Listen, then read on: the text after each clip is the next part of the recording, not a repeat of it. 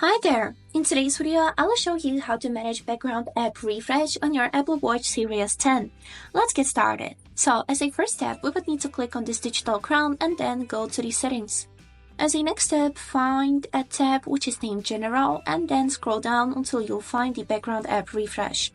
Click on it and here is it. As you can see, currently it's enabled and we can also read the description which is saying turning off background app refresh may preserve battery life.